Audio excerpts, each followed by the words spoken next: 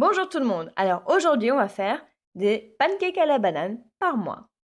Comme ingrédient, vous allez avoir besoin d'un œuf ou si vous avez beaucoup faim, de 2 œufs et une grande banane parce qu'on a vraiment beaucoup faim.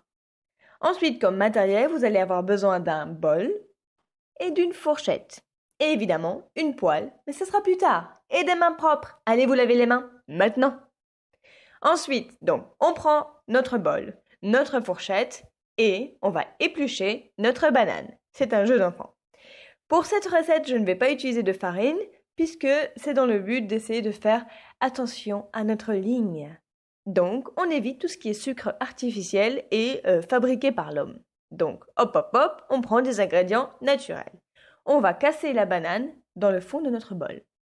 Comme ça, à l'arrache. Et oui. Et bon, maintenant, on doit se laver les mains, donc on recourt. Maintenant, on va écraser les bananes au fond du bol. Tranquillou bilou, pépère, vous pouvez chanter, moi je le fais le matin. Hein. Et bon, je vais zoomer un petit peu pour que ça se voit un peu mieux. Je vais aussi bientôt faire en accéléré. Donc cette recette en tout va durer, bon, pour 8 petits pancakes ou 5 grands pancakes, entre 10 et 15 minutes si vous prenez vraiment votre temps parce que, le matin, faut le temps de se réveiller, ok? Donc, on écrase bien notre banane. Alors, c'est à vous, c'est vous qui voyez si vous aimez bien les petits bouts de banane ou si vous préférez que ce soit vraiment bien homogène. Donc là, on écrase bien les petits bouts comme une panade. Ensuite, on va casser un œuf et on va le mettre dedans. Voilà. On prend notre deuxième œuf, parce qu'il y en a deux, on va le mettre dedans. Voilà. Alors, cette recette peut être pour 2 personnes, hein. Excusez-moi, je ne l'ai pas dit avant. Donc, on prend bien tout notre blanc, tout notre jaune aussi. Et hop, hop, hop, on va faire une omelette. On les bat en omelette. Avec la banane dedans. Donc, on essaye que ça soit bien homogène. Voilà. On ne rajoute rien d'autre là-dedans. Il n'y a pas de farine, il n'y a pas de sucre, il n'y a pas de lait. Si vous voulez, vous pouvez rajouter un petit peu de lait, ça les grossira un peu. Mais moi, voilà, j'aime bien comme ça. On goûte bien le petit goût de la banane, c'est sympa. On prenait une poêle. Oui, j'ai bien dit une poêle, même si moi j'ai une grosse casserole. Excusez-moi, les poêles sont en train de se faire laver. Alors moi je vais utiliser de l'huile de noix de coco. Oui, parce que je voulais un petit goût sucré. Vous pouvez utiliser du beurre ou de l'huile d'olive, mais moi je trouve que c'est un petit peu bizarre la différence entre les deux. Mais essayez quand même. Si vous en mettez un tout petit peu, vous n'allez pas trop le sentir. Mais moi j'aime bien le petit goût sucré du coco. Voilà.